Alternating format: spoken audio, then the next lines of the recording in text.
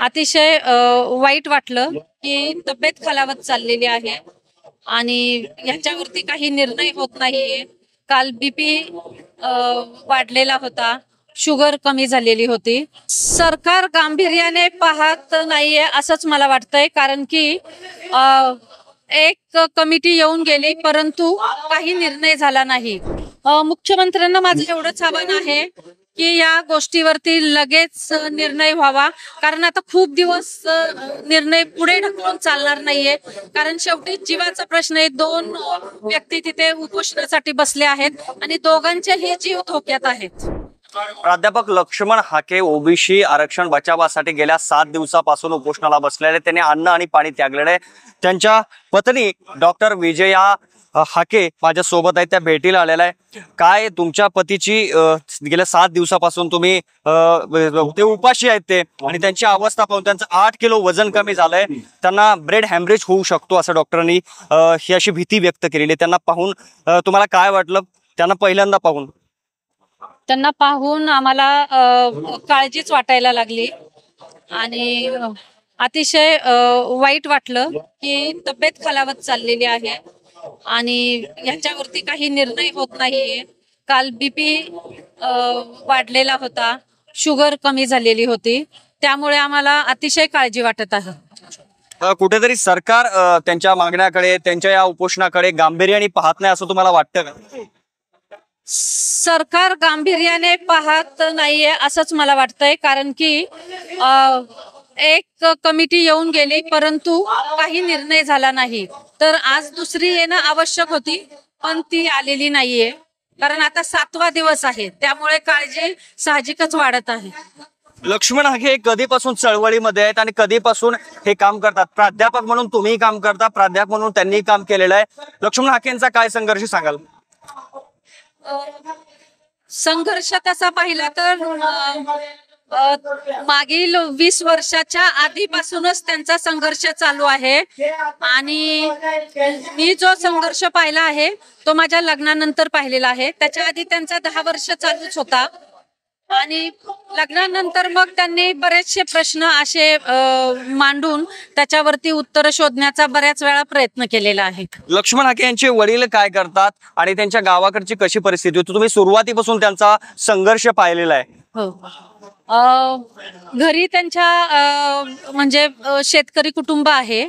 आई वडील शेतकरीच आहेत, शेती करतात आणि शेती करून त्यांना शिकवलेलं आहे आणि मग ते ह्याच्यामध्ये संघर्षामध्ये म्हणजे किंवा ह्या प्रश्नांवरती हे काम करायला सुरुवात केली आहे त्यांनी आणि त्याचा त्यांना म्हणजे अभिमानच आहे. त्यांच्या घरच्यांनाही अभिमान आहे, आम्हालाही अभिमानच आहे. नक्कीच. जेव्हा उपोषणाला बसण्यासाठी ते इकडे आले होते तेव्हा काय चर्चा झाली होती, काय तुमचं बोलणं झालं होतं? बरेच दिवस हा प्रश्न उठत होता आणि तेव्हा ते वाट बघत होते की याचं शेवटी काय होईल, ह्या प्रश्नाचं काय होईल आणि ह्याचा परिणाम काय होईल. जेव्हा परिणाम पाहण्यात आला, जेव्हा त्याचा अनालिसिस करण्यात आला किंवा त्याच्यावरती थोडं संशोधन करण्यात आलं, तेव्हा कळालं की ह्या प्रश्नाने बऱ्याच जणांचं नुकसान होणार आहे. बेसिकली ओबीसी जो आहे त्यांचं नुकसान होणार आहे आणि फक्त एका गटाला त्याचा फायदा होणार आहे. मग त्या गटाला फायदा देणं कितपत बरोबर आहे की चूक आहे हे थोडंसं पाहिलं गेलं आणि मग त्यांनी निर्णय घेतला. असं वाटत नाही का की तुम्ही दोघंही प्राध्यापक आहेत, आपण सेट आहोत, मात्र उगाच इथं उपाशी बसायचं, या गोष्टीसाठी लढायचं असं ते करतायत? या गोष्टीकडे तुम्ही कसं पाहता? सुरुवातीपासूनच ते ह्या कार्यामध्ये आहेतच, त्यामुळे हा प्रश्न नव्हताच. आधीही, माझ्या लग्नाच्या आधीही नव्हता आणि नंतरही नव्हता की त्यांनी सोशल वर्क करावं की समाजासाठी काही करावं की नाही करावं, हा प्रश्नच नव्हता. तेच काम करणार होते आणि हे ठरलेलंच होतं. तुमच्या तब्येतीची, त्यांच्या तब्येतीची तुम्हाला काळजी वाटते का?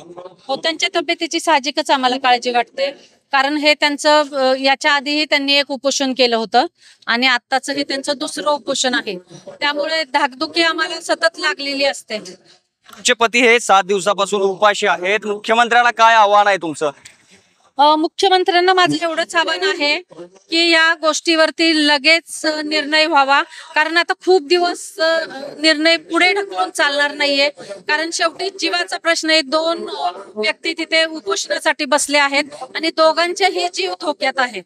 नक्कीच हाके सर यांचा मुलगा माझ्यासोबत आहे. काय वाटतं, तुझे बाबा या ठिकाणी 7 दिवसापासून उपाशी आहेत? 7 दिवसापासून येतो उपाशी. माझे वडील ते